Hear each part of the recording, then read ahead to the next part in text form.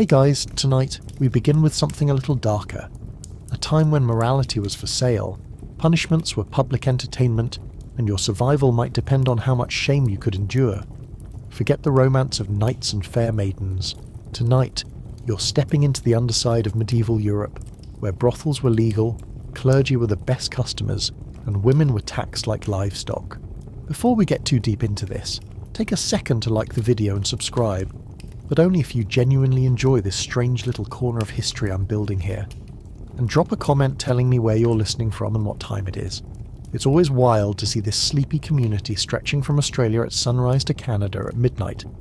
Now, dim the lights, maybe turn on a fan for that soft background hum, and settle in. Because you've just woken up in the year 1325. The good news, you're alive. The bad news, so is the entire flea colony in your straw mattress. Your blanket hasn't been washed in months, and your knees ache like you're 60, even though you're barely 20. You step outside hoping for fresh air, and instead you get a nose full of open sewer, rotten cabbage, and yesterday's chamber pots tossed into the street. This is the medieval version of a morning walk. And as you shuffle through the crooked lanes of your town, you notice something. At the edge of the marketplace, behind the taverns and pig pens, there's a building that never seems to go quiet. A place where laughter mixes with groans, and where the city makes money by pretending sin is under control. Congratulations, you've just found yourself outside a medieval brothel, and tonight you're going to see what life was really like for the women inside. You step closer to that crooked building at the edge of the market, and before you even cross the threshold, the smell hits you. It is not perfume or incense, it is sweat, ale, unwashed linen, and a sour undercurrent of disease that clings to your throat. A rooster crows somewhere in the distance as if mocking your choices. You're not walking into a romanticized den of silken sheets and candlelight. You're walking into a municipal project, because make no mistake, this brothel is an arm of the city government. The walls are timber, warped and splintered, and inside the noise rattles like a tavern on payday. Cups slam onto tables, dice scatter across wooden boards, and boots thump upstairs on floorboards that seem ready to collapse. This is the world where business and morality collided, and the truth is stranger than fiction. In fact, medieval cities actively built and managed brothels, sometimes within view of cathedrals. Take the city of Toulouse in the 13th century, where municipal authorities actually owned and rented out brothels, collecting income directly. That is right. Your local council had one hand counting taxes, and the other hand running what they called a civic necessity. When people complained, the argument was simple. Better to contain sin in one corner than have it spread uncontrolled across the whole town. The women working here were not treated as employees with rights. They were treated as taxable resources. In some German towns, prostitutes paid a head tax like livestock. They were registered, inspected, and fined if they broke the absurd clothing rules set for them. Picture being told you cannot wear red shoes or gold embroidery, because it might confuse you with a respectable merchant's wife, as if footwear were the line between virtue and vice. The money, though, was serious. In Paris, fines from prostitutes and brothels were enough to fill city coffers, to the point that moral outrage became a little too convenient. Condemn sin loudly in sermons, then quietly balance your budget with it. That hypocrisy kept the entire system afloat. You notice a table in the corner where a clerk scribbles in a ledger, recording payments, fees, and penalties. That is the sound of survival turned into bureaucracy.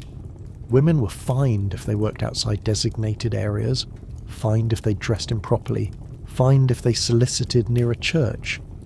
The city turned desperation into income with ruthless efficiency. Diseases did not respect regulations. Before the great syphilis outbreak of the late 15th century, gonorrhea and other infections circulated freely, often misunderstood.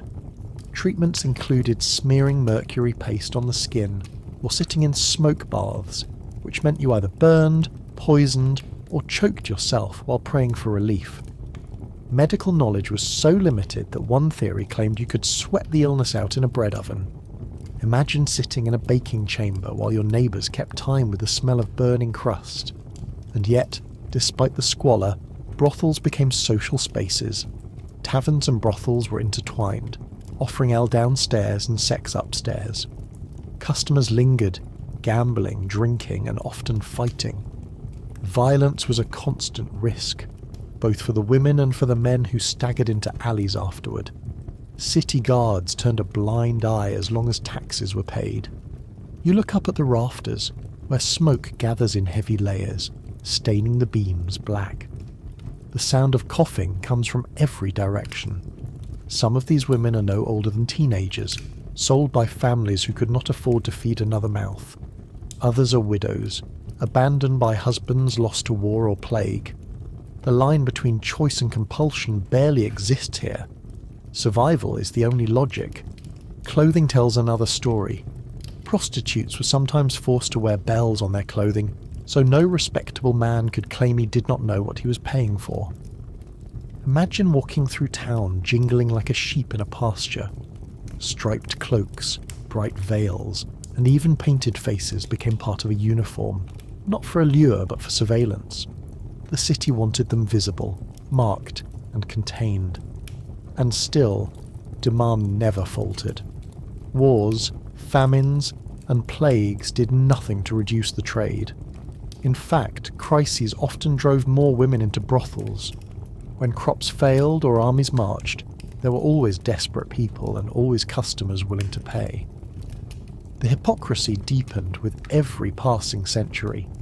Priests thundered against immorality in sermons, then appeared in confessions the next morning, red-faced and mumbling apologies.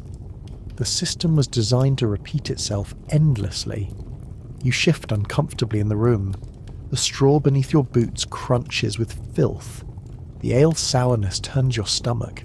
The laughter upstairs grows louder, and the clerk's quill scratches faster. This is not sin hiding in shadows. This is sin as civic infrastructure built into the daily machinery of medieval life. But even here, things could take a darker turn. For all the regulation, prostitutes were still scapegoated whenever disaster struck. During outbreaks of plague, they were accused of spreading disease. During food shortages, they were blamed for wasting money. When moral panics rose, the same councils that taxed them would suddenly shut brothels down and drive women into the streets. The cruelty was baked into the system, a reminder that legality did not mean safety. You leave the room, stepping back into the narrow alley where cold air cuts through the stink. The bell tower tolls above you, reminding you that every act in this world is overseen by both city and church, and you realise the contradictions only deepen the further you look. Because if you think municipal brothels were strange, wait until you learn what happened when kings themselves got involved in the business of regulating sin. The sound of the bell fades, but its echo is quickly replaced by something else.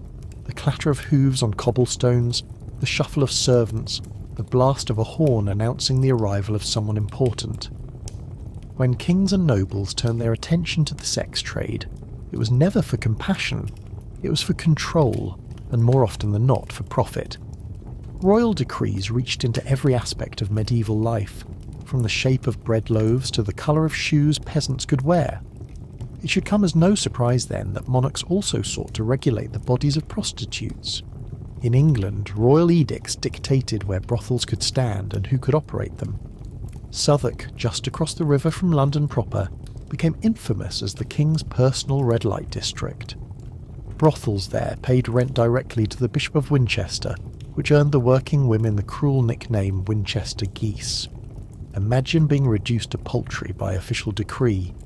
Even worse, when these women died, they were often denied burial in consecrated ground, dumped instead into unconsecrated plots where their bones still surface, centuries later during construction. The Crown justified this arrangement by claiming it kept London itself respectable, as if immorality could be confined to one swampy suburb. In reality, the arrangement ensured steady revenue for both king and bishop. Every encounter upstairs was another coin in royal coffers.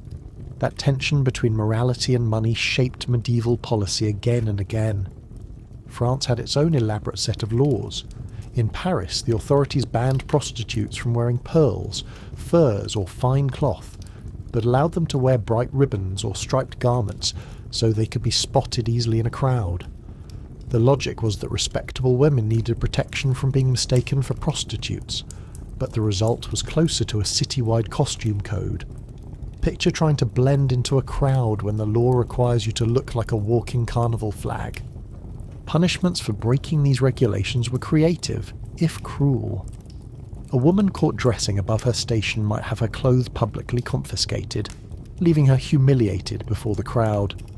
Others were forced to ride donkeys backward through town squares as spectators jeered. Public shaming was not just entertainment, it was a tool of discipline, meant to remind everyone that sex work was tolerated but never to be respected. The hypocrisy deepened when rulers themselves patronised the very brothels they restricted. Chronicles from the court of Philip IV of France hint at royal officials frequenting houses they were meant to supervise. In some Italian city-states, the profits from prostitution were earmarked for funding military campaigns, meaning soldiers marched to war under banners indirectly paid for by brothel taxes. You might picture knights in shining armour, but behind their equipment was a financial trail leading straight back to the women in dimly lit tavern rooms. This blending of war, religion and sex commerce created bizarre alliances. The church thundered about purity, yet bishops collected rents. Kings denounced immorality, yet pocketed the proceeds. Soldiers condemned weakness, yet their pay sometimes relied on brothel revenue. It was a cycle that seemed destined never to end. You step into a side chamber, where a pile of records lies half forgotten, parchment curling in the damp, lists of names, amounts paid, penalties recorded. Each entry represents a human life reduced to ink scratches. The bureaucracy did not care if the women lived in poverty, or if disease gnawed through their communities. As long as coins flowed upward, the system functioned exactly as intended. The absurdity only grows clearer when you consider how deeply integrated prostitution was into urban planning. Some towns designated entire streets for the trade, lining them with taverns and inns, making it impossible to separate daily life from the industry. Visitors entering a city might have to walk directly past these districts, greeted not with cathedrals or marketplaces first, but with the smell of ale, sweat, and human desperation wafting through narrow alleys. It was civic branding at its most unfiltered. By the 15th century, authorities attempted to combat disease by introducing medical inspections, though these were crude at best. In some cities, prostitutes were required to appear before a physician weekly to be examined.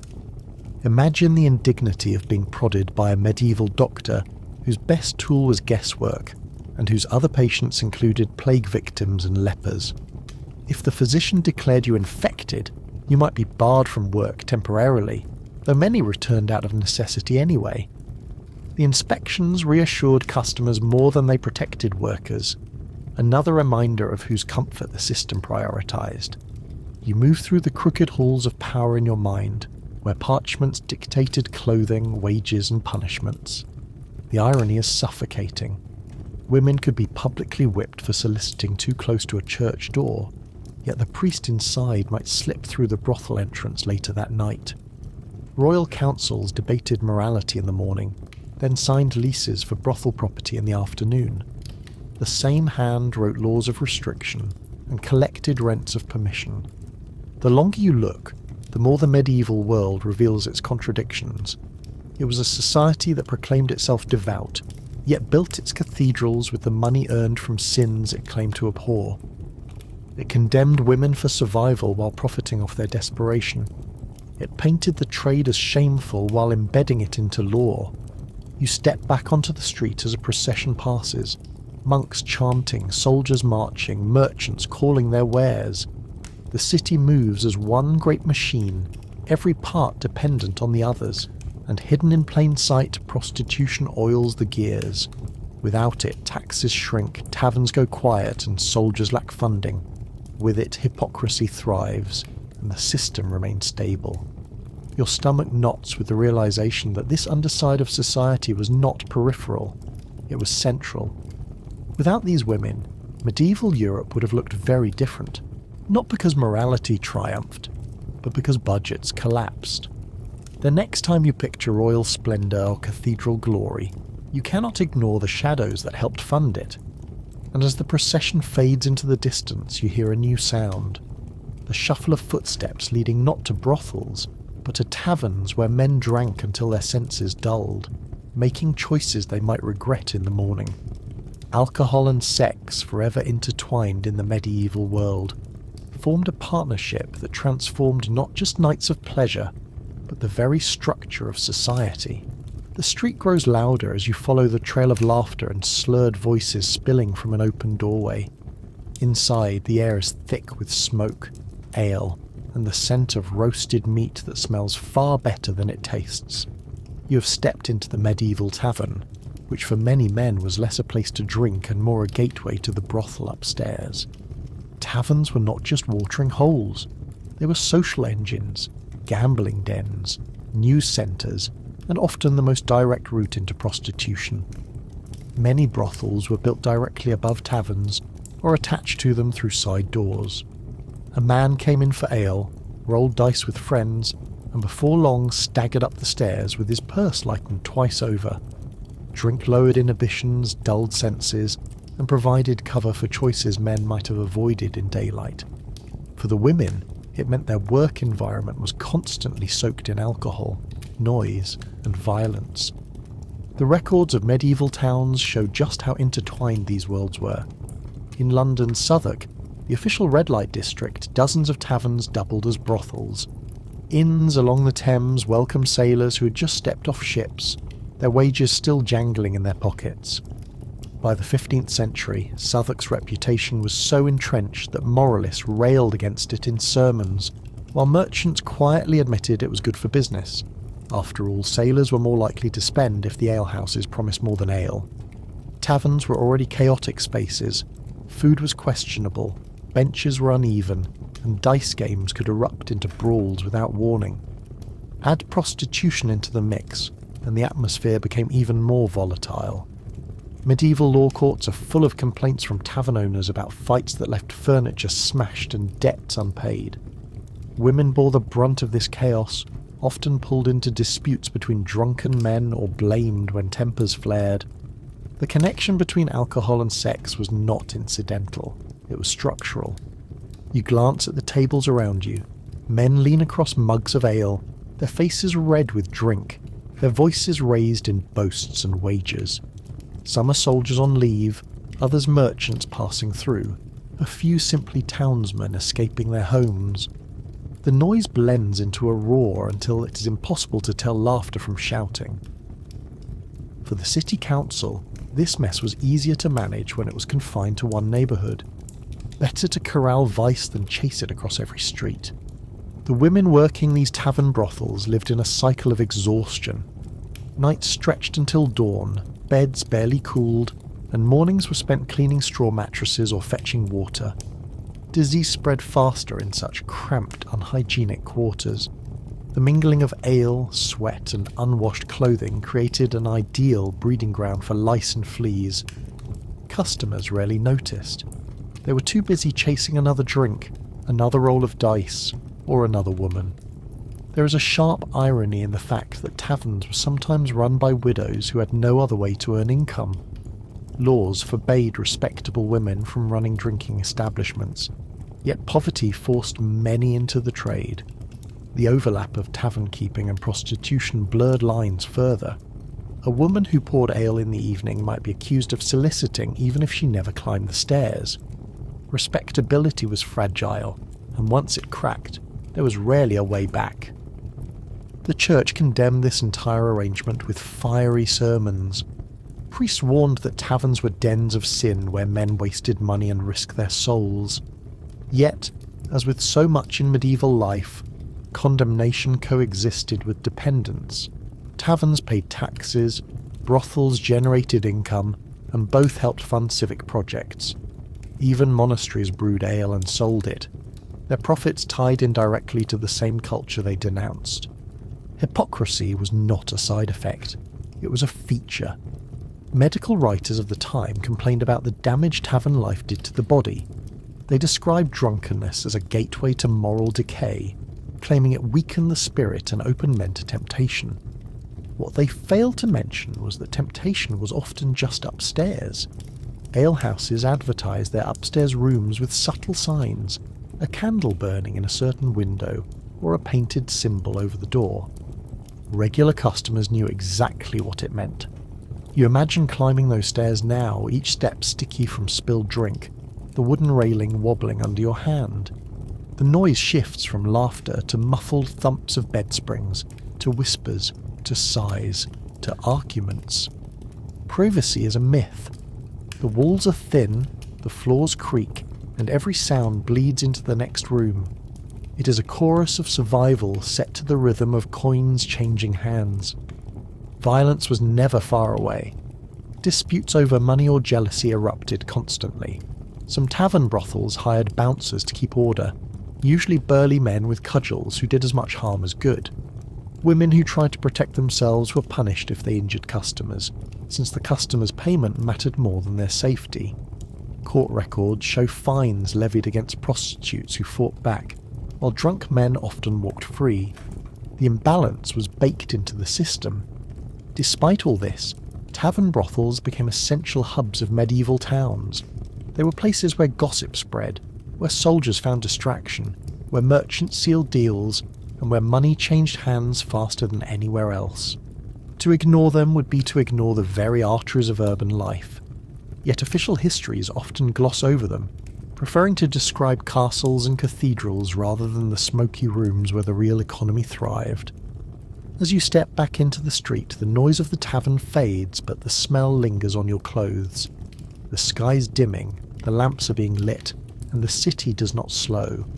Somewhere nearby, another tavern fills with laughter, dice, and footsteps on creaking stairs. You realise the cycle is endless, fueled by hunger, poverty, and ale. And the deeper you look into this world, the clearer it becomes that tavern brothels were only one piece of the puzzle. Beyond their doors, another force shaped the lives of prostitutes just as much as kings and tavern keepers. It was the law itself, wielded by men who claimed to defend morality while writing punishments designed to humiliate. You follow the streets away from the tavern, past crooked stalls and flickering lamps, and soon the noise is replaced by the echo of a crier's voice carrying across the square. He's reading out the latest ordinances, and as the words bounce off stone walls, you realise the laws governing prostitution were as bizarre as they were cruel. Authorities were never content to simply tax the trade. They had to control it, dress it, parade it, and punish it when it did not behave. In Paris during the 14th century, prostitutes were required to wear striped cloaks or bright ribbons so they could be identified instantly. In Venice, they were forbidden from wearing pearls or fine cloth, lest anyone mistake them for respectable women. Florence went even further, declaring that prostitutes could not wear golden hairnets, the medieval equivalent of banning someone from buying designer handbags. The result was a patchwork of laws that turned clothing into a legal battlefield. What is striking is how these rules were enforced.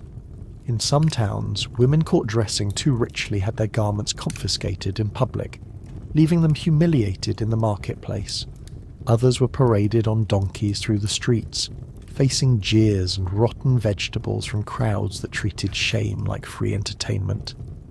Public humiliation was not just a punishment.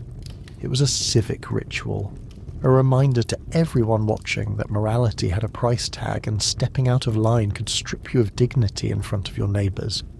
You picture the scene clearly. A narrow street, shutters thrown open, children perched on barrels to get a better view, and a woman forced to ride backward on a donkey while men shouted insults. The smell of manure mixes with the laughter, and the entire event becomes a carnival of hypocrisy. Meanwhile, the same officials who ordered the punishment would happily collect taxes from her work once the spectacle was finished. Legal documents reveal the contradictions even more sharply. In London Southwark, prostitutes working outside designated areas were fined heavily, yet the same fines funded repairs for bridges and city walls. In some German towns, prostitutes were banned from living near churches, yet their taxes went directly to maintaining those same churches. The message was clear: sin was to be punished, but but it was also indispensable. Medical concerns were often used as an excuse for regulation. Authorities feared the spread of venereal diseases, though they did not understand how they worked. Instead of offering treatment, they passed laws limiting where women could operate, as if moving them a few streets away would stop an epidemic. Some cities forced women to undergo inspections, though medieval medicine offered nothing but guesswork. The absurdity of demanding weekly checkups while offering cures that involved mercury paste or smoke baths speaks for itself. You linger in the square as the crier moves on, shouting about curfews and market taxes. Around you, the city is alive with contradictions. The same council that demanded prostitutes wear stripes also profited from their trade. The same church that denounced sin turned a blind eye when rents were collected. The punishments were never about eliminating prostitution. They were about reminding everyone who held power. Violence, too, was codified into law. In some regions, women caught soliciting in the wrong place could be whipped in public. Records from Nuremberg detail cases where women were branded as punishment, a permanent reminder of their supposed sin. Others were banished, forced to leave towns entirely, which often meant wandering into poverty or falling into the hands of travelling pimps. The cruelty was not incidental. It was deliberate, a way to make examples without ever addressing the desperation that fueled the trade. Despite the harshness, these laws failed to curb demand. Customers kept coming, taverns stayed busy, and brothels remained central to the urban economy. The only people truly punished were the women themselves, caught between survival and control. The absurdity is magnified when you realise that soldiers, clergy, and even city officials were the most frequent patrons. The very men writing the laws were also the men breaking them. You shift your weight on the cobblestones, the cold air settling around you, and notice the stone pillory standing nearby. Its wood is worn smooth from countless bodies locked inside for public mockery.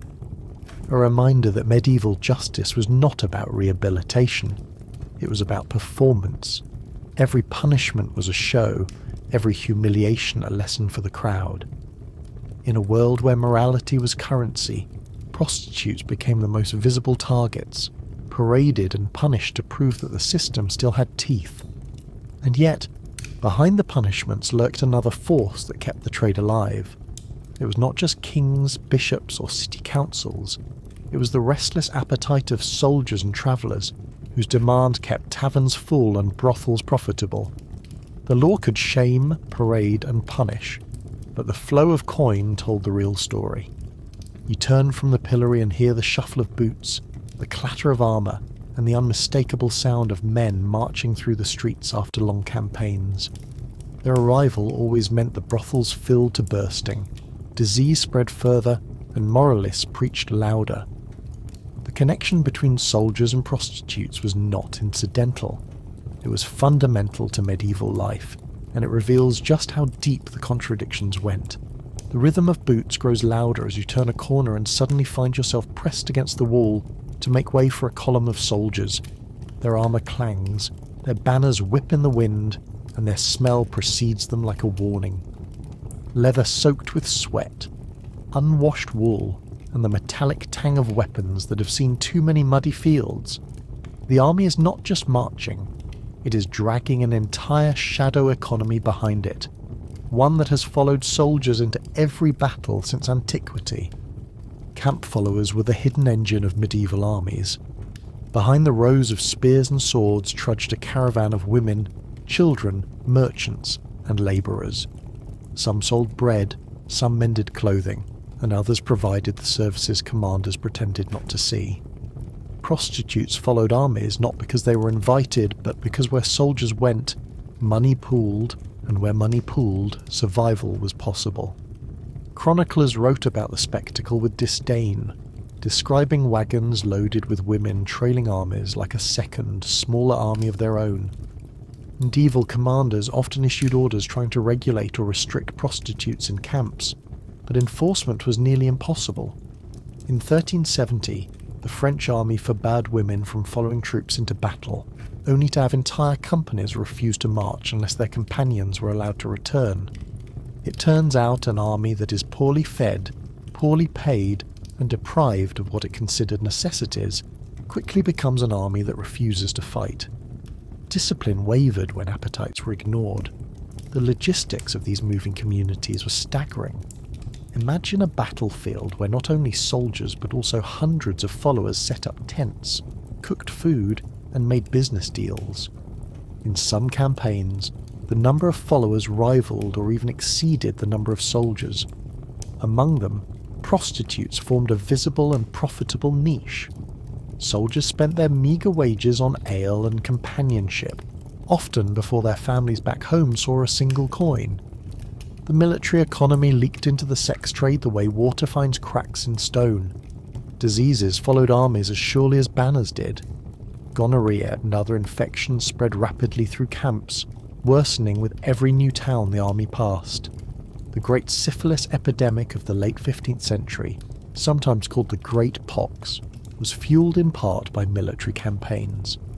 Soldiers carried the disease across Europe like grim messengers, infecting not only prostitutes but entire civilian populations. Treatments were laughably ineffective. Some doctors prescribed mercury rubs, leaving patients drooling and trembling. Others recommended bloodletting, as if draining a pint or two could flush out a disease no one understood. The result was that armies became mobile disease factories, churning misery wherever they marched. You glance at the column again, noticing the battered boots and patched tunics of men who had marched for weeks. Their pay was often months late, if it arrived at all, yet coins always found their way into the hands of women following the camp. When pay did not come, looting filled the gap. Civilians unlucky enough to live near an army's path often reported theft, assaults, and worse. Prostitutes moved in these dangerous margins, sometimes choosing the army for protection only to find themselves as vulnerable as ever. There is a strange irony in how organised this chaos could become. Some military leaders, realising prohibition failed, instead created official zones for prostitutes within camps. Tents were marked, guards posted, and fees collected. It was regulation on the move, a travelling brothel stitched into the fabric of the army. Far from eliminating vice, it made vice another branch of logistics. Chroniclers noted the moral decay of soldiers, though their tone was often more about appearances than reality. They complained about men wasting strength and money, then quietly admitted armies were easier to manage when their followers were nearby.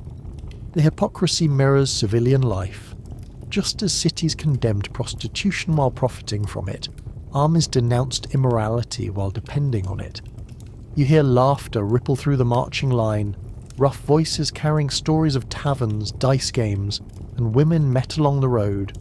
Their shields clatter as they shift, and you realise how thin the line between soldier and customer really was. To these men, the brothel was not separate from war.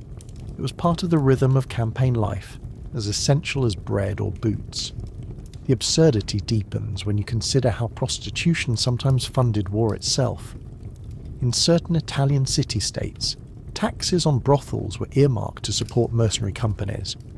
Picture soldiers marching into battle with armour indirectly financed by the very women they later paid for in camp. War and sex work were locked in a cycle, each feeding the other in ways neither side could escape. The evening sky darkens and torches flicker as the soldiers move through the gates of a town. Behind them, a stream of followers presses forward, setting up tents and makeshift stalls. The city groans under the weight of their arrival. Inns overflow, taverns roar to life, and the streets fill with the smells of cooking fires and spilled ale. Within hours, the local brothels will be overwhelmed, prices will surge, and diseases will change hands as readily as coins. It is not an accident. It is the medieval military economy in full bloom. Your eyes trace the campfires lighting up the horizon, each one a beacon of survival and desperation. Soldiers sharpen swords, cooks stir pots, and in the dim corners of the camp, women negotiate prices with men who will risk their lives at dawn. Tomorrow there may be blood on the field, but tonight there is business to be done. And as the firelight crackles, you begin to see the larger pattern. brothels were not just tolerated by kings and councils, they were tolerated by armies, woven into the structure of war itself. Survival, profit, and hypocrisy marched together, leaving footprints across every muddy road in Europe. Yet this world of marching columns and camp followers only scratches the surface. Beyond the battlefield lay cities where prostitutes were not only marked and taxed, but also memorialized in the strangest ways. Some towns built entire rituals around them, turning private sin into public ceremony. The fires of the army camp dim behind you as the bells of the town ring out for something entirely different. Not war, not prayer, but celebration. Festivals in the Middle Ages were rarely tame, and in more than a few towns, prostitutes were drawn into the rituals in ways that blurred the line between spectacle and humiliation.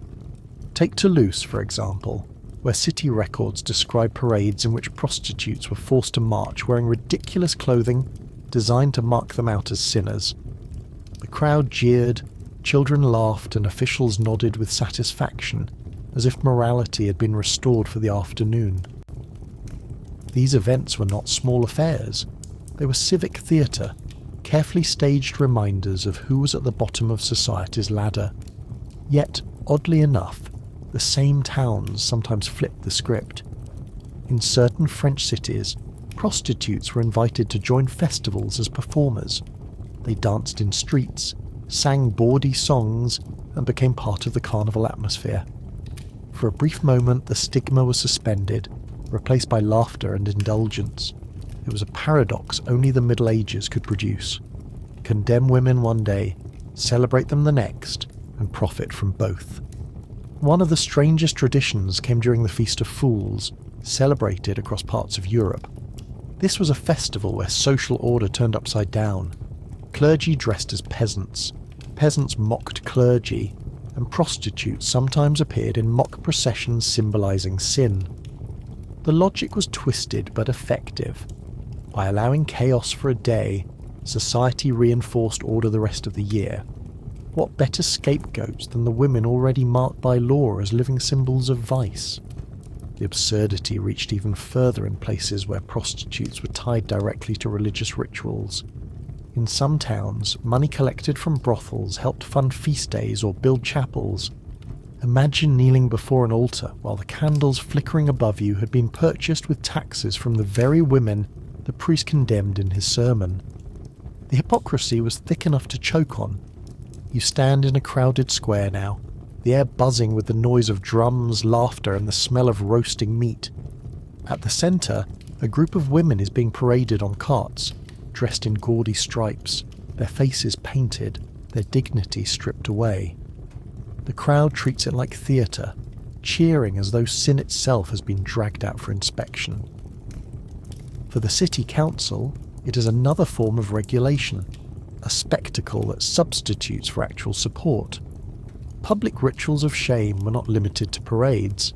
In some places, prostitutes caught breaking laws were forced to clean the streets while townsfolk watched.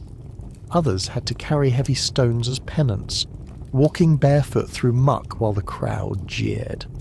The punishments became entertainment, blending morality with spectacle until the line disappeared. To live in the Middle Ages was to accept that justice was often a public performance, and prostitutes were the most frequent cast members. There were even stranger customs involving burials.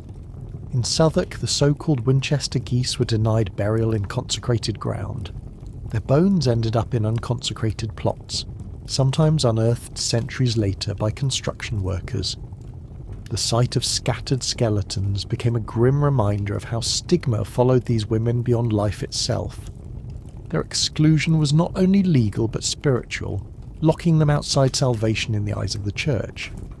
Despite the cruelty, festivals and rituals reveal how deeply integrated prostitution was into civic life. To parade someone in stripes, you first had to admit their existence. To fund chapels with brothel taxes, you had to rely on the very trade you condemned. Every ritual reinforced dependence even as it claimed to enforce morality. You shift your gaze from the square to the church looming over it. The bells toll again, calling for evening prayers, and the crowd disperses slowly. Somewhere in the shadows, women slip back into taverns and brothels, their humiliation already converted into another night of survival. The hypocrisy of the festival lingers like smoke in the air. The Middle Ages never truly separated the sacred from the profane. They built cathedrals with money from sin, held parades that mocked the desperate, and wrapped survival in layers of ritual. It is one thing to tax prostitution. It is another to weave it into the calendar of civic and religious life. As night deepens, you notice the city guard patrolling the streets, their torches throwing long shadows across the walls. They are not only there to keep peace, they are also there to enforce the next layer of control. Behind every festival, every humiliation, stood the constant presence of law enforcement, ready to drag women back to the pillory or the jail. Soldiers and guards were as much part of this story as priests and kings, and their role reveals yet another contradiction in how medieval society managed its so-called sins. The night air grows colder, and the streets thinner until silence hangs over the city like a blanket. But it is not a peaceful silence. It is the silence of a place that has been emptied by sickness. Plagues carved through medieval Europe in waves, and wherever they struck, the brothels felt the shock first. When the Black Death erupted in the mid-14th century, it killed nearly half the population of Europe in just a few years. Prostitutes were among the most vulnerable, not because they carried the disease, but because they were forced into constant close contact with strangers. A profession built on touch and proximity became a death sentence when the air itself was thought to carry poison. Records show how entire brothel districts went silent, their doors boarded, their beds left empty. Women who survived were sometimes accused of spreading the plague, as if survival itself was suspicious. People whispered that prostitutes were cursed or specially punished by God, ignoring the fact that the fleas and rats spreading the disease did not care whether you sold fish, bread, or your own body. Cities responded with new regulations. In some towns, brothels were ordered to shut down entirely during outbreaks, though that often just drove the trade underground. In others, prostitutes were expelled from the city walls altogether, forced to live in camps outside the gates where survival became even more precarious. Yet the moment the plague wave receded, the same councils quietly reopened their official brothels and resumed collecting taxes. Morality bent easily under the weight of economics. The medical theories of the time added another layer of absurdity. Doctors believed disease spread through corrupted air called miasma. Prostitutes, already linked with sin, became easy scapegoats. Chroniclers claimed that their bodies exhaled contagion, a bizarre idea that mingled superstition with misogyny. Treatments offered to women infected were as cruel as they were useless. Some were smoked over pits of burning herbs, others bled until faint, still others rubbed with mercury paste that poisoned them slowly. In practice, nothing worked. You step into a darkened alley and imagine the fear that hung over it during plague years. The air thick with incense and burning pitch, people clutching posies of herbs to their noses, bells tolling constantly as carts of corpses rattled by. Prostitutes trying to survive in such a world had to balance the danger of sickness against the danger of starvation. Few had the luxury of choosing safety. What stands out in the records is how epidemics did not end prostitution but reshaped it. After the Black Death, labour shortages across Europe gave survivors unusual leverage. In some cities, prostitutes demanded higher prices, knowing their scarcity increased demand. Others moved more freely between towns, their survival giving them an edge in communities desperate for labour. For a brief moment, the devastation of plague tilted the balance slightly in their favour, though never enough to erase stigma. Yet plague also deepened moral condemnation. Clergy seized on the disaster as proof that God punished society for tolerating sin. Prostitutes became convenient symbols, blamed for calamities they had no part in causing. In sermons, they were held up as evidence of corruption, their survival or death treated as divine judgment rather than the cruel randomness of disease. The cycle repeated with later outbreaks. Syphilis, arriving in Europe at the end of the 15th century, spread so rapidly that it left victims disfigured and in agony. Prostitutes once again bore the brunt of blame, though armies had carried the disease across borders with equal vigour. The hypocrisy remained consistent. Men spread illness through brothels, then pointed at the women as the source. You walk past a shuttered tavern, its windows dark, its door bolted. In plague years, these once noisy hubs of sex and drink became places of dread. Customers vanished, leaving women to choose between starvation or risking infection. Some turned to other forms of work, baking or washing clothes, but many had nowhere else to go.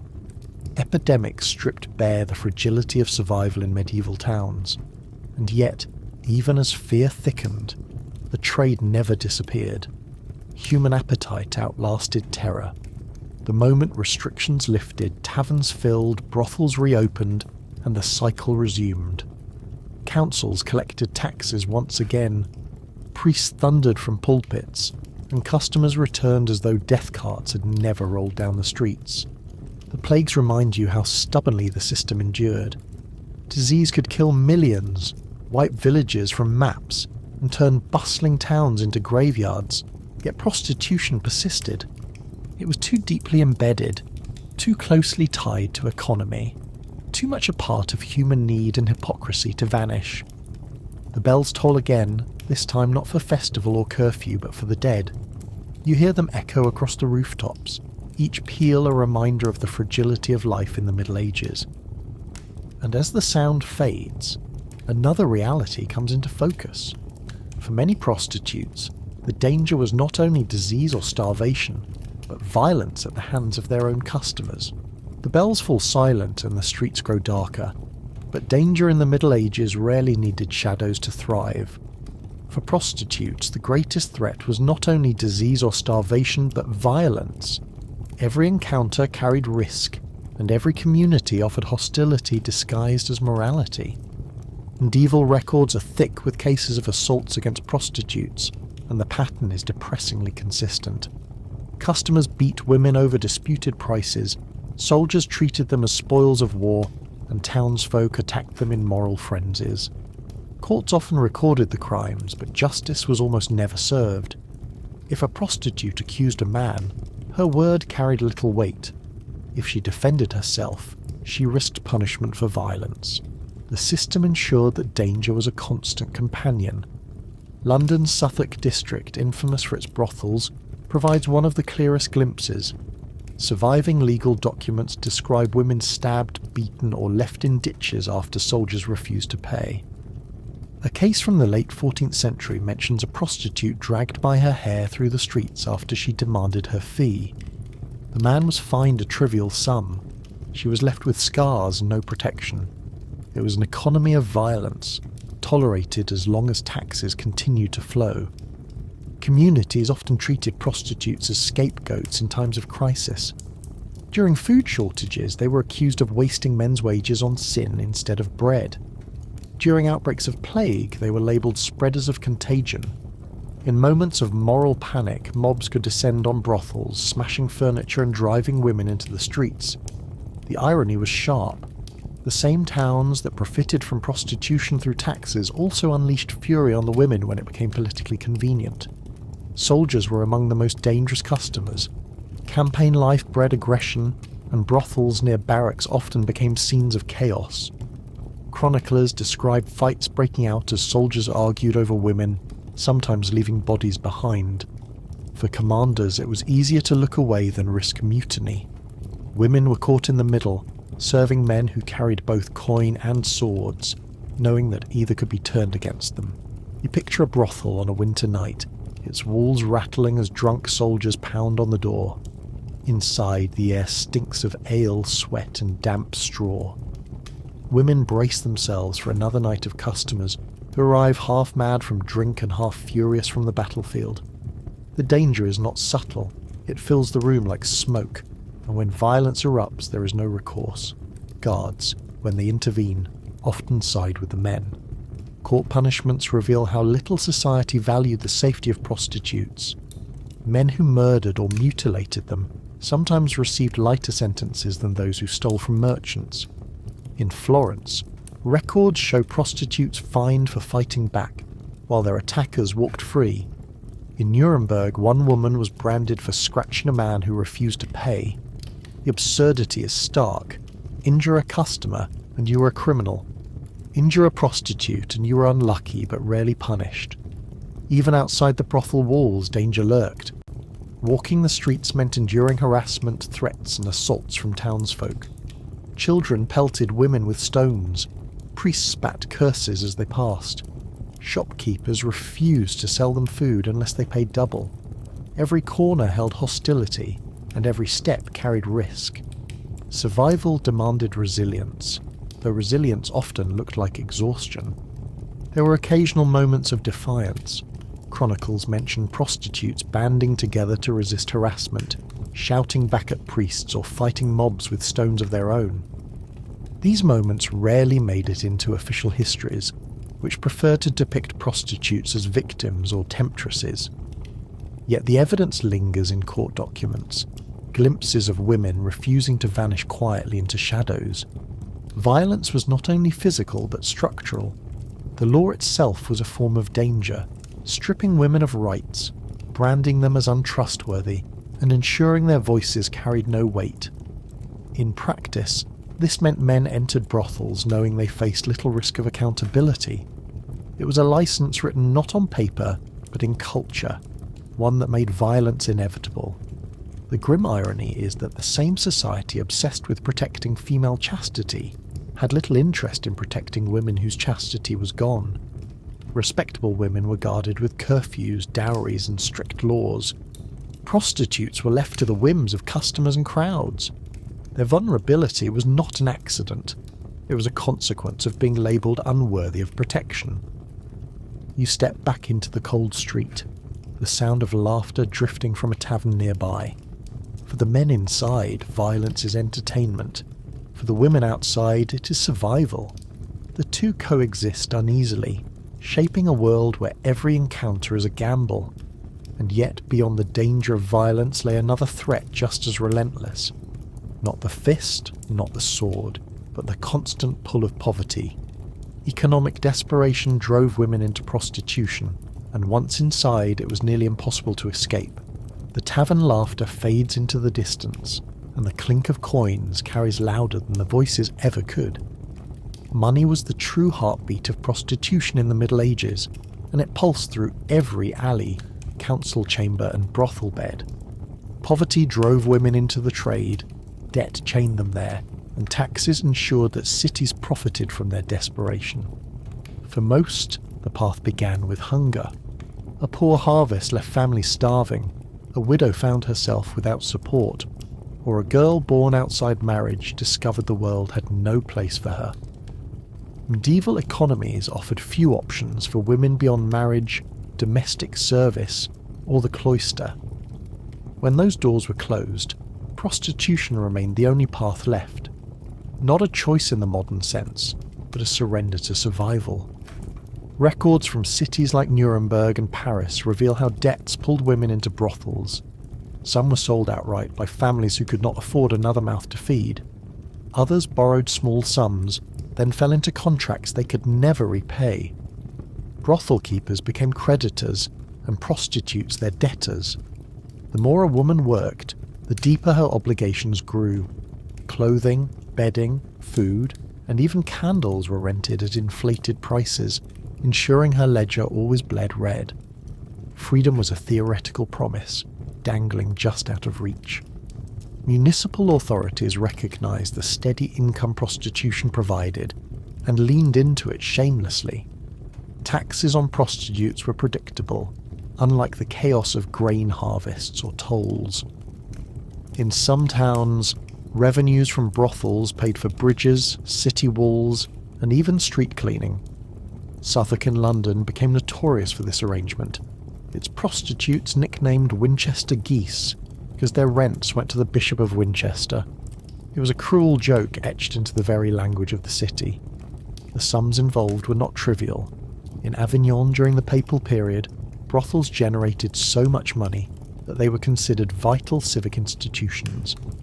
Papal officials condemned sin with one hand while collecting rent with the other. In certain Italian city-states, taxes from prostitution were explicitly earmarked for financing mercenary armies. Soldiers marched into battle with armour funded by the very women who later filled their barracks. Economics blurred every moral line. Daily wages varied, but most prostitutes earned barely enough to survive. A single encounter might bring the price of a loaf of bread, sometimes less if competition was high. Women in rural areas often earned even less, trading sex for food, firewood, or scraps of clothing. The trade was never glamorous. It was the fragile arithmetic of keeping starvation one day further away. The humour, if there is any to be found, lies in the absurd regulation cities imposed on the economics of the trade. Some councils fixed prices, setting official rates for services as if sin could be measured like grain. Others dictated working hours, insisting that prostitutes remain indoors during church services so they would not distract men from prayer. Imagine a town where the council debated bread prices in the morning and brothel prices in the afternoon, all with the same tone of civic duty. Brothel keepers, often women themselves, ran establishments with ruthless efficiency. They rented beds, charged for meals, and fined women for rule breaking. In many cases, they acted less like madams and more like landlords, ensuring that no coins slipped away untaxed.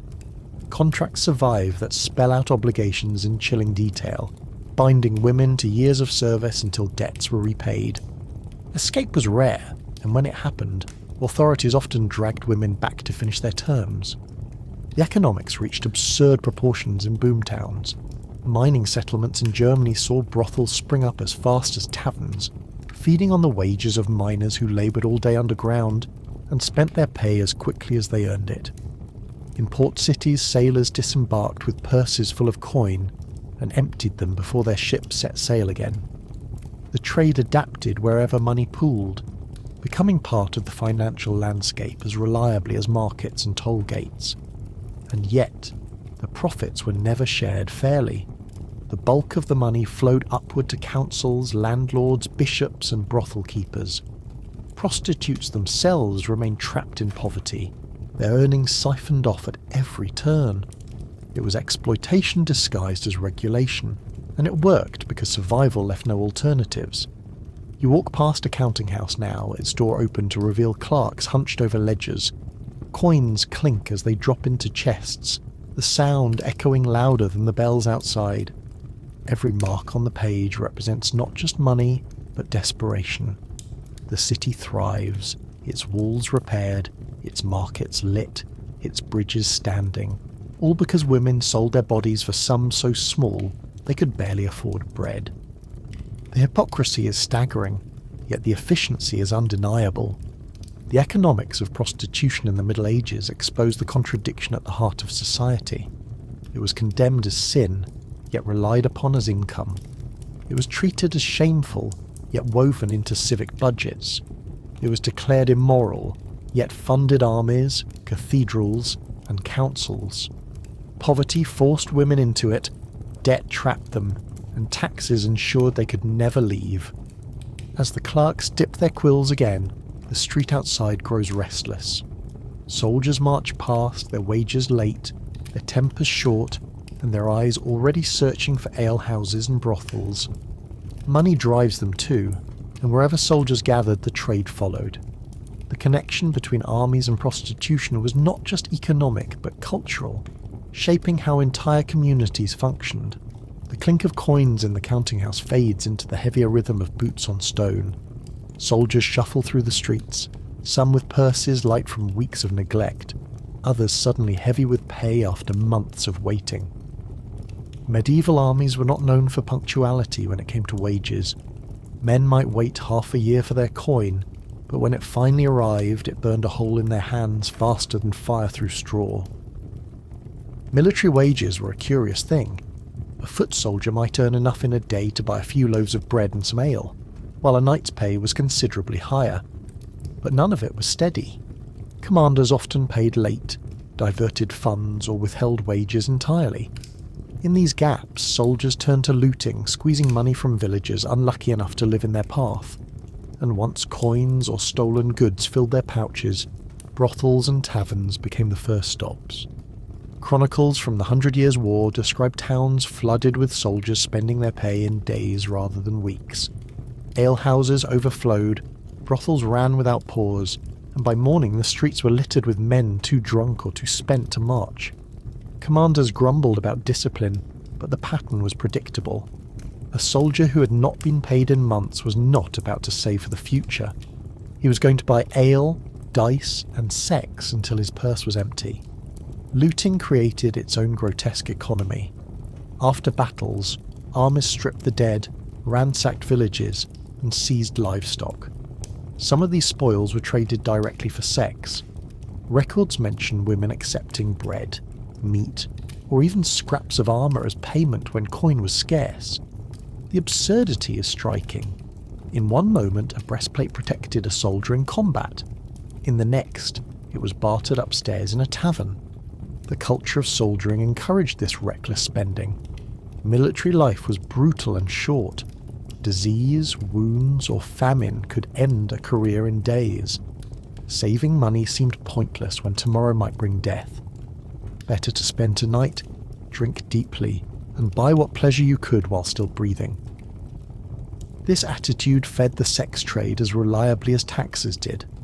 For every army on the march, a swarm of camp followers and prostitutes trailed close behind, ready to catch the coins as they spilled. You picture the scene in a garrison town. Soldiers crowd tavern benches, mugs slamming, dice clattering across the tables.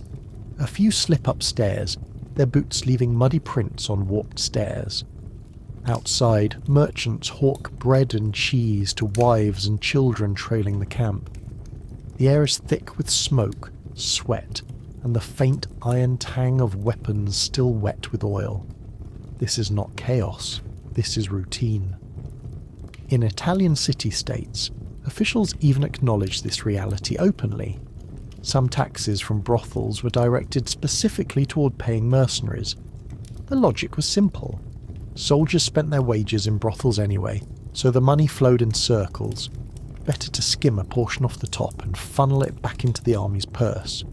War and sex work became interlocked gears in the machinery of civic finance. Disease was never far from this cycle. As soldiers travelled, they spread infections from one brothel to another, carrying disease across borders like a grim souvenir. The arrival of syphilis in the late 15th century exploded along military routes, particularly during the French invasion of Italy. Soldiers infected prostitutes, who then passed the disease to locals, ensuring its rapid spread across Europe. The link between armies and epidemics was so strong that some chroniclers called syphilis the soldier's disease. Commanders tried occasionally to regulate this chaos. Orders forbade soldiers from entering brothels during campaigns, or restricted the number of women allowed in camp. Enforcement was half-hearted at best. Men ignored the rules, officers looked the other way, and councils preferred to keep the taxes flowing. Discipline bent under the weight of profit. You notice how the sound of marching never fully dies away. Even as soldiers stumble from taverns, others arrive with fresh coin or loot. The economy turns endlessly, fueled by pay, theft, and appetite. Prostitution was not a side effect of military culture. It was built into it, a release valve for restless men, a drain for their wages, and a profit stream for those in power. The absurdity of this relationship becomes clear when you consider how many civic projects were indirectly funded by soldiers' pleasures. Bridges repaired, walls reinforced, and chapels built, all with money that had passed through brothel doors first. In a society obsessed with sin and salvation, nothing was more medieval than building a church with coins earned on a straw mattress. The night deepens as soldiers stumble through the streets, their laughter rough, their purses emptying fast. The pattern is ancient and unbroken. War feeds prostitution, prostitution feeds the economy, and the economy feeds war. Each one sustains the other, locked in a cycle no sermon could break. And as you watch soldiers vanish into the glow of taverns, another truth emerges. Beyond pay, beyond loot, beyond survival, prostitution in the Middle Ages was shaped by something even more pervasive: stigma. The weight of shame dictated how women were treated, how they were buried, and how they were remembered. The sound of soldiers fades into the distance, but the weight of silence remains. In the Middle Ages, the greatest punishment for prostitutes was not always what happened in life. It was what happened in death. Stigma clung like a shroud, dictating not only how women were treated while alive, but where their bones rested afterward. Church doctrine was merciless on this point. Prostitutes, branded as sinners, were often denied burial in consecrated ground. In places like Southwark, the infamous Winchester geese were dumped in unconsecrated plots, shallow graves that construction workers centuries later disturbed. Archaeologists have uncovered bones scattered and broken, the remnants of women who were not only exploited in life but cast aside in death. Their exclusion was theological bookkeeping. Heaven was for the pure. Prostitutes were filed under beyond salvation. This practice was not confined to England. In parts of Germany and Italy, prostitutes were buried outside town walls, their graves unmarked, their names forgotten. Chronicles describe ditches filled with bodies, mingled with beggars, criminals, and outcasts. Burial outside consecrated ground was more than a physical exclusion. It was a public declaration that these women did not belong to the community even after death. Yet, the irony is hard to miss. The same councils and bishops who denied women holy burial eagerly took their taxes in life. Cathedrals gleamed with stained glass, partly funded by brothel income, while the women themselves rotted in unconsecrated soil. It was morality by account ledger, sin converted into civic profit, and dignity discarded once the ledger closed. There were occasional exceptions, usually when women bought indulgences or donated to the church. Records from Florence mention prostitutes leaving money to religious institutions in their wills, hoping to secure burial inside consecrated ground. It was spiritual bribery at its purest. Pay enough, and eternity might soften. Fail, and the ditch awaited. The stigma also seeped into art and literature. Prostitutes were depicted as symbols of corruption, temptresses dragging men into ruin. Moral plays featured them as villains, their roles designed to warn audiences against lust. Yet, paradoxically, the same culture produced love songs, bawdy poetry, and tavern ballads celebrating their existence. Respect in death was denied, but fascination in life never waned. You picture a funeral in a medieval town. Bells toll solemnly for a merchant, his coffin carried by neighbours, prayers rising in Latin.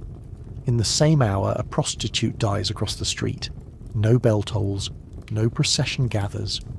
Her body is carried quietly to a field outside the walls, the dirt packed over her with no marker, no name. The contrast is jarring. One life celebrated with ritual, the other erased with silence. Stigma shaped how communities remembered these women, or more accurately, how they erased them. Chroniclers rarely recorded their names unless scandal was involved. Parish registers skipped them entirely. Their existence survives mostly in court cases, tax ledgers, and ordinances. To history, they appear as transactions, fines, or punishments. Their humanity is almost invisible, smothered by centuries of moral disdain. The absurdity of this system becomes sharper when you realize how many people interacted with prostitutes regularly. Soldiers, merchants, clerics, even the very men who dug the graves had likely paid for their company at some point. Death did not erase the hypocrisy.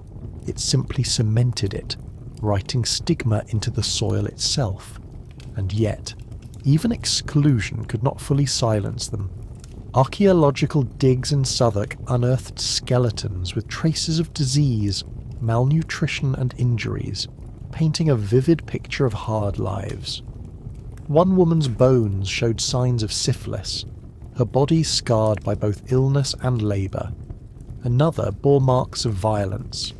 These remains tell the story official chronicles tried to bury. The stigma was strong, but bones have their own testimony. You stand at the edge of such a burial ground now, the earth uneven, grass struggling to grow over forgotten graves. The wind carries the sound of church bells from within the city, bells that never rang for the women beneath your feet. The silence is heavy, but it is not empty. It is full of contradiction, hypocrisy, and the raw truth of how medieval society valued survival when it profited but discarded it when it did not. Stigma did not only shape death, it shaped daily survival. Women carried shame like a second cloak, one they could never remove. They were mocked in festivals, branded in courts, and erased in burials. Yet the same society that condemned them also relied on them, funded itself through them, and could not function without them. The contradiction is so complete that it almost feels like design. Sin was necessary, but dignity was optional. Prostitution was tolerated, but respect was withheld. Women could pay for bridges, cathedrals, and armies, but not for their own headstones. The absurdity was woven so tightly into medieval culture that few even questioned it.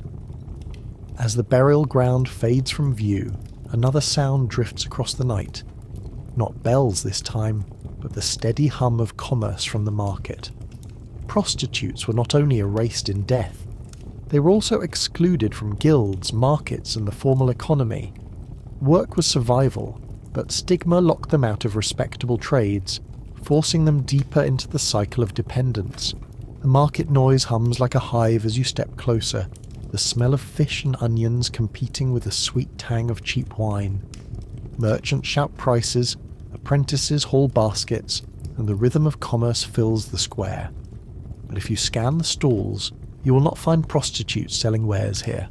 Their labour was tolerated in backstreets and brothels, yet barred from guilds and the respectable market economy that governed medieval towns.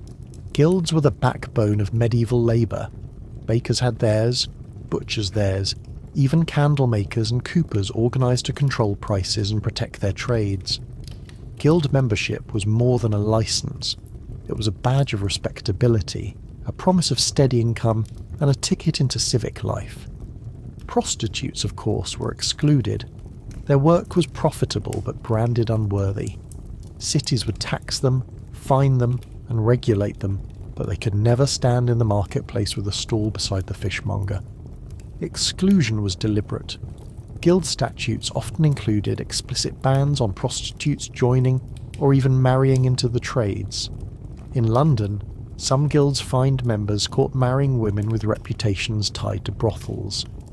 In Paris, prostitutes were forbidden from living in the same quarters as artisans. The logic was clear. Respectable labour depended on policing moral boundaries. To let prostitutes in would tarnish the reputation of the entire craft. This did not mean the two worlds never intersected. Far from it. Prostitutes relied on guild trades constantly. They rented clothes from tailors, bought ale from brewers, and furnished their rooms with goods from carpenters. Some even bartered services for items when coin was scarce. Chronicles mention women trading sex for food or clothing, bypassing the official economy entirely. It was an invisible shadow market, parallel to the guild system and just as essential. The irony is sharpest in the textile industry. Spinning and weaving were some of the few respectable jobs open to women, but wages were pitiful. A spinner might labour all day for a coin worth less than a loaf of bread. Many women supplemented this income through prostitution, blurring the line between respectable and illicit work. Officials complained constantly about women spinning by day and soliciting by night, as if survival itself were an offence. You can almost hear the complaints of guild leaders echoing across centuries. Tailors grumbling about prostitutes dressing too finely, brewers fuming about alehouses doubling as brothels, carpenters angry about furniture broken during brawls. Yet, without prostitutes, many of these trades would have lost reliable customers. Their exclusion from guilds was less about economics and more about image. The respectable market needed its shadow twin to survive, but it could never acknowledge it openly. The hypocrisy stretched further into taxation. While guilds protected their members from unfair levies, prostitutes faced relentless fees. Brothel districts were some of the most heavily taxed spaces in towns, and none of the protections extended by guilds applied. It was civic double-dipping. Exclude women from respectability, then squeeze their earnings for public works. Bridges, walls, and even guild halls themselves were sometimes funded with taxes on prostitutes who could never enter them. The exclusion extended into religious life as well. Guilds often sponsored altars in churches, commissioning masses for their members' souls. Prostitutes, by contrast, were barred from such collective memorials. Their money could build a chapel, but their names could not be carved into its walls. Respectable artisans prayed for each other. Prostitutes prayed alone, if they prayed at all, with no institution to remember them. You walk through the market square and notice the clean stalls of butchers, their knives gleaming, their aprons stiff with blood. Beside them, bakers pull loaves from clay ovens, the smell of scorched flour filling the air. The guild banners hang proudly above each stall, symbols of order and respect. Yet you know there are streets nearby where women earn more coin in a night than some apprentices earn in a week, and none of that labour will ever be honoured with a banner. The contradictions pile up quickly. Cities claimed prostitution was necessary to protect respectable women, yet barred prostitutes from respectability. Guilds protected their trades against outsiders, yet profited from the very women they shunned. Councils condemned immorality, yet balanced their budgets on its proceeds. Survival demanded labour, but only certain forms of labour earned dignity. The rest was shoved into alleys, taxed heavily and erased from memory. What makes this exclusion even stranger is how flexible the rules became in practice. Chronicles mention prostitutes marrying into trades under new names, their past conveniently forgotten if their dowries were large enough. Others left brothels after years of service and set up as tavern keepers or seamstresses, slipping quietly into respectability. The guild walls were high, but they were not impenetrable. Money had a way of rewriting reputations. Still, for most, the barriers remained. Work in the market required patronage, membership and reputation, all of which were denied to women branded as prostitutes. They lived outside the formal economy, their labour tolerated but never recognised, their profits extracted but never honoured. It was a system designed to keep them useful but invisible. As the market winds down and the shutters close, you hear the shuffle of soldiers again in the distance. They too were tied to this economic divide, their wages funneled into taverns and brothels rather than guild halls. Respectable artisans might repair their armour or mend their clothes, but their coins flowed just as heavily into the shadow market of sex and ale. And here the threads twist together once more. Guilds defined respectability, prostitution defined survival, and soldiers bridged the two by spending wages on both.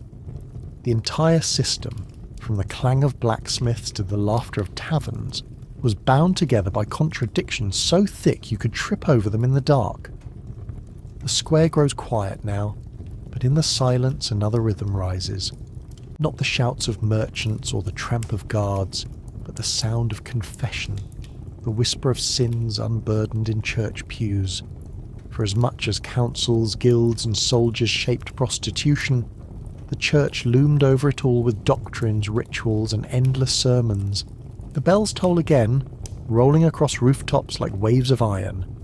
The crowd in the square pauses, merchants cross themselves, and a procession of clergy files into the church, their robes swaying like ripples of black and white. You follow them because if prostitution in the Middle Ages had one constant overseer, it was the church, and its relationship with the trade was anything but simple. On Sundays, pulpits thundered against sin.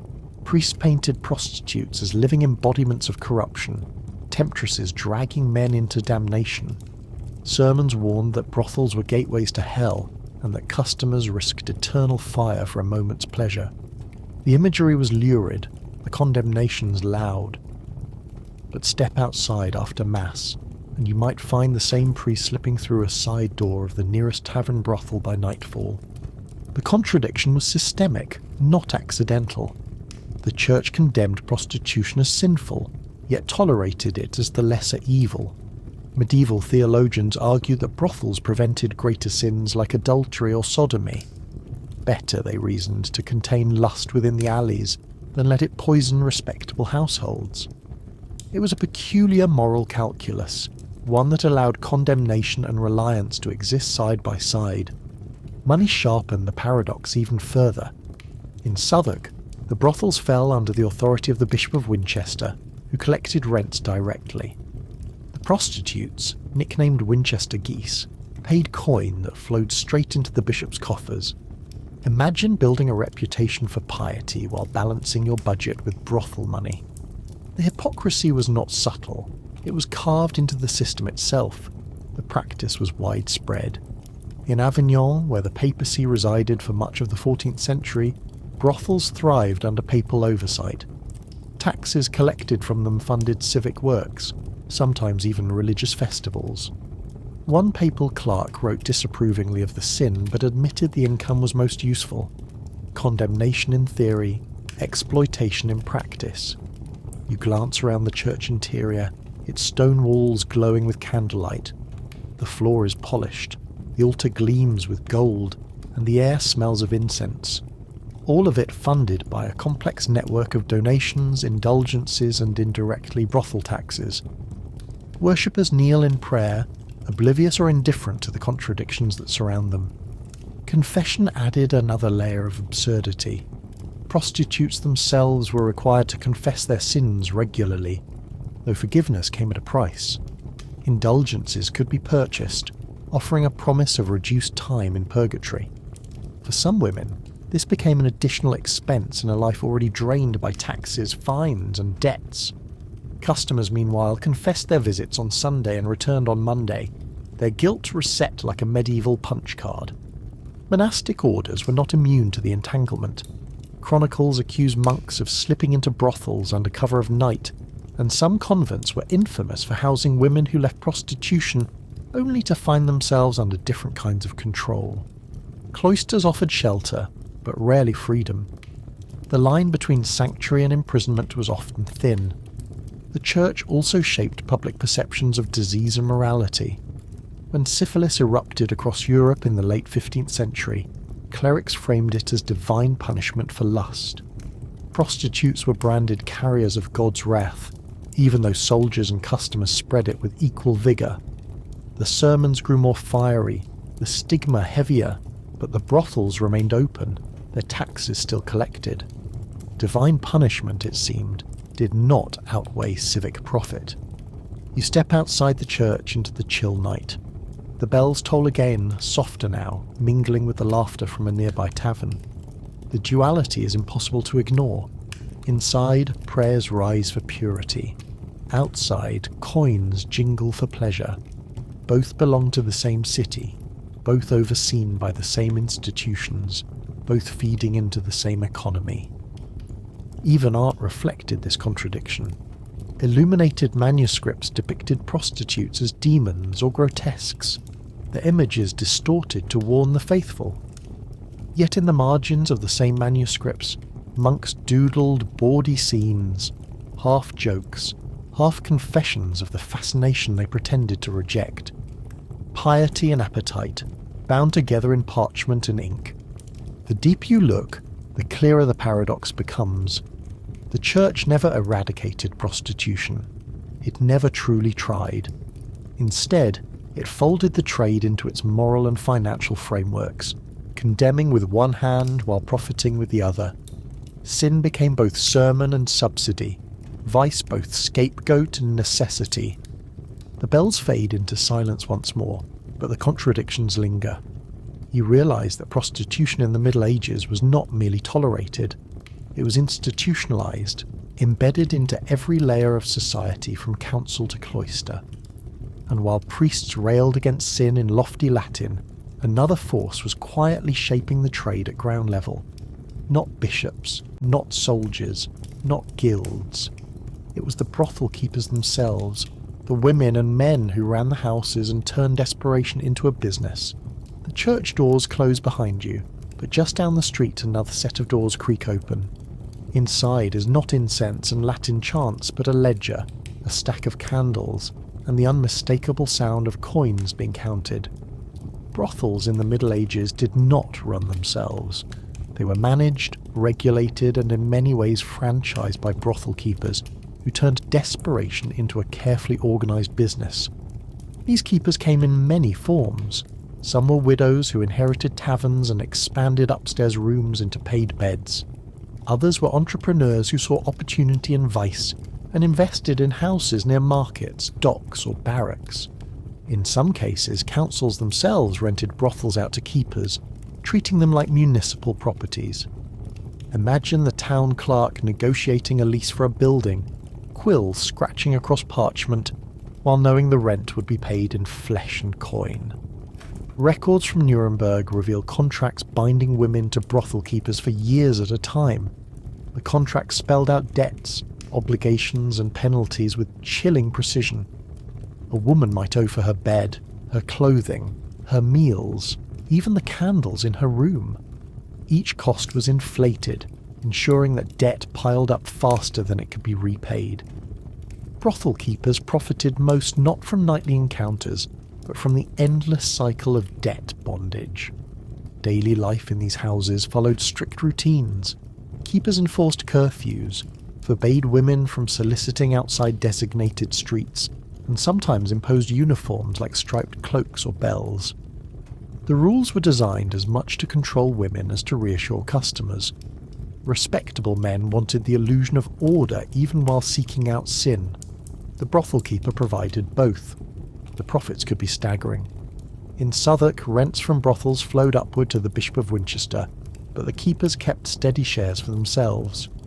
In Avignon, some brothel keepers grew wealthy enough to own multiple houses, each staffed with a small army of women working under contract. Their success reveals the paradox. Respectable merchants joined guilds. Brothel keepers thrived in shadows, but often with more reliable profits. You picture the brothel office now.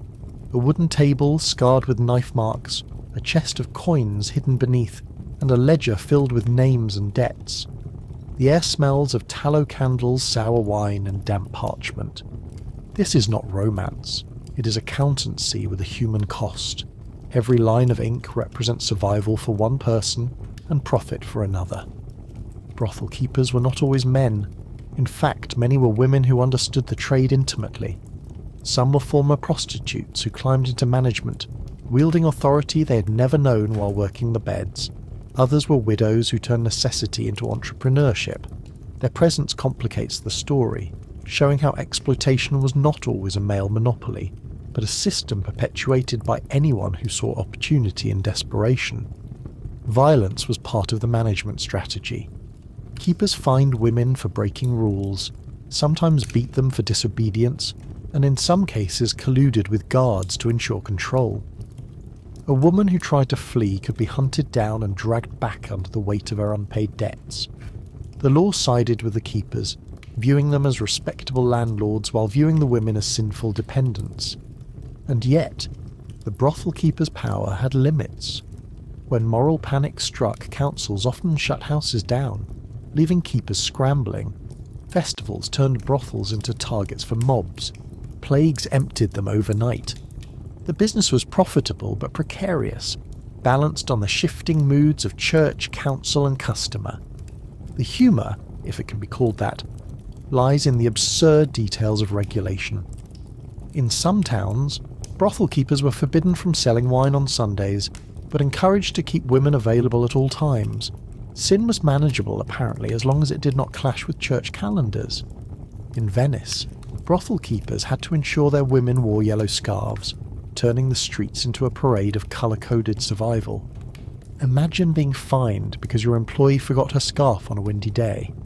Despite their reputation, brothel keepers were civic actors. Councils relied on them to maintain order, collect taxes, and keep prostitution confined to specific districts. Their role was halfway between entrepreneur and public official. The city could not run brothels openly without scandal, so keepers served as middlemen, blending commerce with plausible deniability. You step outside again, hearing the hum of the city around you. Soldiers clatter past, coins in their purses, taverns beckoning in the distance. Brothel keepers wait patiently in their houses, candles burning low, ledgers open, debts tallied. The machinery of vice keeps turning, and the keepers oil the gears with ruthless precision. But beyond the walls of brothels and taverns lies another stage where prostitution played out. Not in dimly lit alleys or upstairs rooms, but in the courts themselves. The legal system became another theatre where prostitutes appeared, fined, paraded, and judged. Their lives reduced to cases and punishments. The brothel doors close behind you, but the next stop on this endless circuit of survival is not another tavern or alley. It is the courthouse. In the Middle Ages, prostitution was dragged into courtrooms as often as it was dragged through parades. Law was not only a tool of control, it was a theatre where the lives of prostitutes were reduced to fines, cases, and punishments that reveal as much about the absurdity of medieval justice as they do about morality. Court records across Europe are some of the richest sources we have about prostitutes.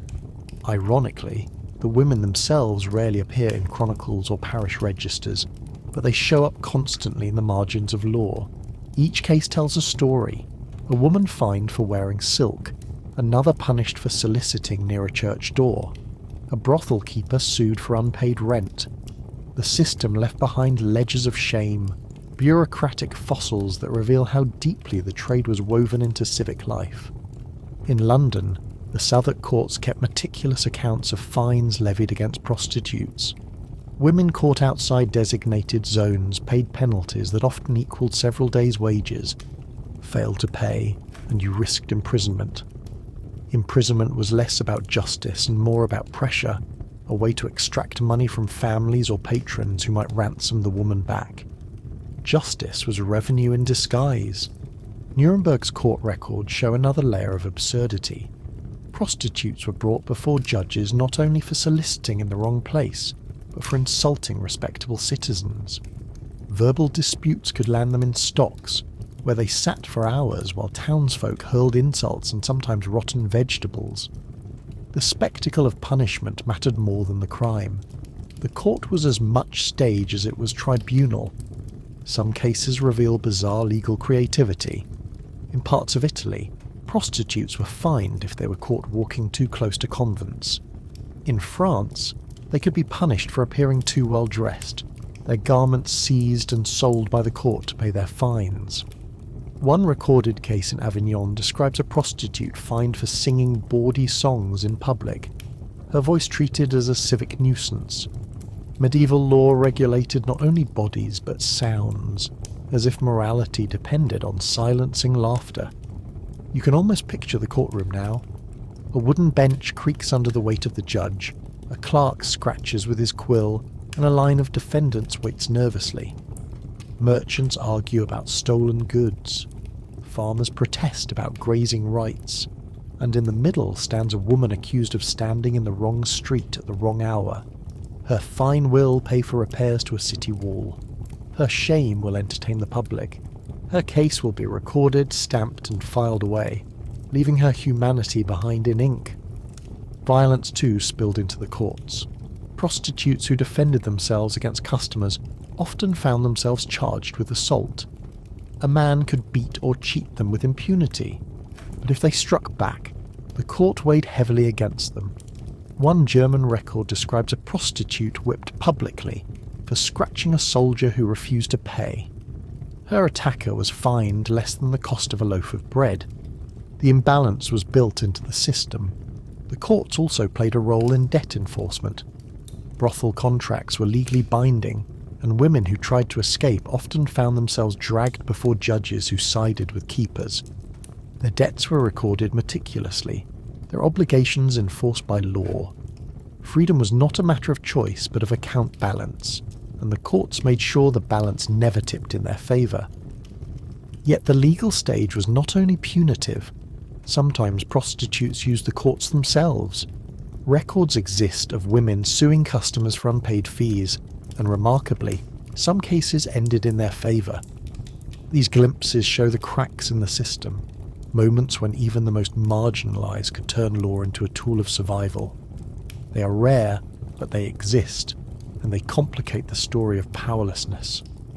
Public punishments were extensions of courtroom decisions. Stocks, pillories, and donkey parades all flowed from legal sentences. Justice was not hidden behind walls. It was performed on streets, turning private shame into public warning. The absurdity is clear when you imagine a woman riding backward on a donkey, while a clerk carefully notes the fine in his ledger. Sin was punished loudly, but it was also monetized quietly. The deeper you sift through the records, the clearer the pattern becomes. Courts were not about morality. They were about management. Prostitutes were fined not to end the trade, but to regulate it, control it, and profit from it.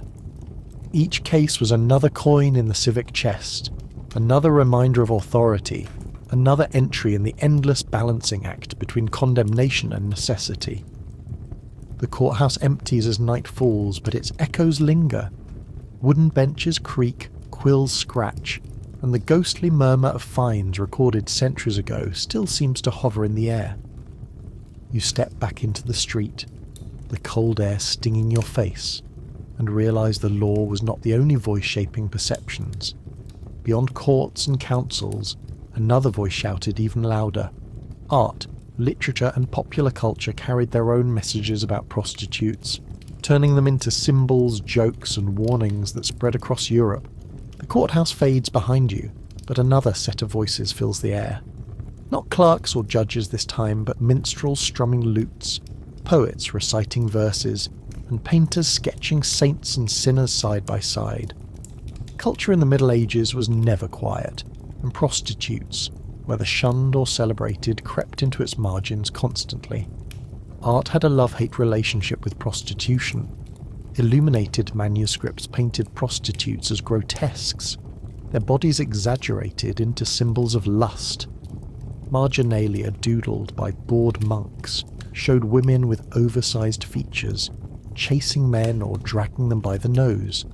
They were warnings disguised as jokes, tiny cartoons reminding the reader that temptation lurked in every alley. Yet, in the same manuscripts, monks doodled bawdy scenes that looked suspiciously amused. Morality and fascination shared the same parchment. Literature followed the same contradictions. Courtly romances celebrated chaste maidens and noble queens. But popular tales and fabliaux, the short comic stories of the period, filled pages with prostitutes. They were bawdy, witty, and often the cleverest characters, outsmarting bumbling men or exposing hypocrisy. One French fabliau tells of a prostitute tricking a miser out of his money, turning shame into triumph. Audiences roared with laughter, proving that fascination with the trade went beyond sermons and fines. Drama carried these images into the streets. Mystery plays and morality plays often featured prostitutes as stock characters, their roles symbolic more than human. They were the harlot, the temptress, or the woman of sin. Crowds booed them, laughed at them, or watched them dragged off stage by demons in lurid spectacle. It was entertainment fused with moral education, though the line between the two was often blurred. Popular songs were even less restrained. Tavern ballads praised prostitutes openly, their verses filled with crude jokes, double meanings, and endless laughter. Soldiers sang these songs on campaign, turning them into marching rhythms. The women became part of the soundtrack of medieval life, their presence echoing in laughter long after the songs ended. Visual art outside manuscripts reinforced the stigma. Prostitutes were sometimes painted with distinctive clothing, their striped cloaks or yellow scarves marking them out as symbols of vice. In church frescoes, they appeared at the margins of Last Judgment scenes, tumbling into hell alongside usurers and gamblers. Yet the same artists who painted them as damned also painted tavern scenes, where prostitutes shared drinks with soldiers, smiling as coins changed hands. Sin was condemned on the altar wall but winked at on the tavern mural. You step into a tavern now, its walls painted with rough figures of dancers and drinkers. A minstrel strums in the corner, singing verses that make the crowd roar. The song is bawdy, the rhymes clever, and everyone joins in on the chorus. Humour takes the sting out of morality. What the priest calls sin, the people turn into comedy. Culture was not uniform. It shifted with audience, place and purpose. The absurdity becomes clear when you realise how much soldiers carried this culture across borders. Campaigns spread not only disease but songs and jokes. Soldiers who drank in French taverns sang bawdy songs in English towns weeks later. Mercenaries brought German fabliaux into Italian camps. The culture of prostitution, like the trade itself, travelled on boots and coin. Even the higher arts could not fully resist. Dante, in his Divine Comedy, placed prostitutes in hell, condemning them as corrupters of society. Yet the vividness with which he described their punishments betrays a fascination as much as a warning. Writers could not ignore prostitutes because they were too deeply embedded in daily life. To erase them from art would have been to erase reality. You pause in the market square again, where a street performer juggles while reciting verses. Children laugh at his crude jokes, women shake their heads, men clap and toss coins. The jokes are about prostitutes, as they so often were. Even in laughter, stigma was reinforced. Women were reduced to caricatures, their survival turned into entertainment. But there was another side. Some prostitutes commissioned portraits or donated to churches, carving their names into the cultural record in ways that defied stigma. In Florence, a few left money for chapels, their names remembered in inscriptions. Their existence complicates the neat division between condemned sinner and invisible outcast. They forced themselves into memory, if only briefly. Culture made prostitutes visible in ways chronicles and laws tried to suppress. They were mocked, condemned, celebrated and laughed at, but they were never erased. Their presence haunted the margins of manuscripts, echoed in tavern songs, strutted across morality plays, and even left marks in frescoes. Medieval culture could not stop talking about them, even as it pretended to want them gone. As the laughter of the crowd fades, another sound rises. Not song or poetry this time, but the quiet hum of travel. Merchants loading carts, pilgrims walking roads, sailors boarding ships. Prostitutes were not confined to towns. They moved with the flow of trade and travel, appearing in ports, markets, and along pilgrimage routes. Their presence was as mobile as the medieval world itself. You leave behind the poets and painters, their bawdy verses still clinging to the air, and step onto a dirt road that stretches toward the horizon. It is crowded, not just with peasants trudging to market, but with soldiers on campaign, merchants hauling goods, pilgrims plodding toward holy shrines, and yes, prostitutes following every one of them. If the medieval world could be mapped by trade routes and pilgrimage trails, the paths of prostitutes would trace the same lines, as faithful to movement as shadows are to light. Medieval armies especially created their own travelling economies. Campaigns might devastate the countryside, but wherever soldiers marched, camp followers marched too. Prostitutes were as common a sight as armourers, cooks and sutlers, all of them forming the essential ecosystem of war. Chroniclers were horrified at the spectacle, recording with pursed lips the thousands of women trailing behind armies, tents pitched in fields that became temporary towns of chaos and survival. The battle itself might last a single day, but the camp could sprawl for weeks, its noise carrying further than the sound of drums. The presence of prostitutes in these moving cities was not incidental, it was inevitable. Soldiers were young, bored and often drunk, their wages spent faster than they could be earned. Military ordinances sometimes attempted to ban prostitutes from camps, declaring them a danger to order and discipline, but enforcement was about as successful as forbidding rain from falling. The truth was, officers and even commanders relied on their presence, whether for morale, bribes, or unofficial revenue streams. Some cities actually issued prostitutes' licenses to follow armies, formalising what laws on the books tried to suppress. And the absurdity only deepens when you remember that pilgrimage routes, the holiest journeys of the Middle Ages, attracted prostitutes just as reliably as crusades.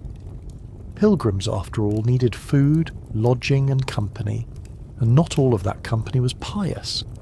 In towns like Santiago de Compostela or along the road to Canterbury, prostitutes set up shop near inns and taverns, their trade entwined with religious devotion in a way no sermon would dare admit. Pilgrimage was supposed to purify the soul, but it also created bustling markets where sin was as available as relics. Merchants were no different. Where goods went, so too did the women who sold what could not be weighed or counted. Ports like Venice, Marseille, and Lubeck became hubs not just for spices, furs and wine, but for the flesh trade.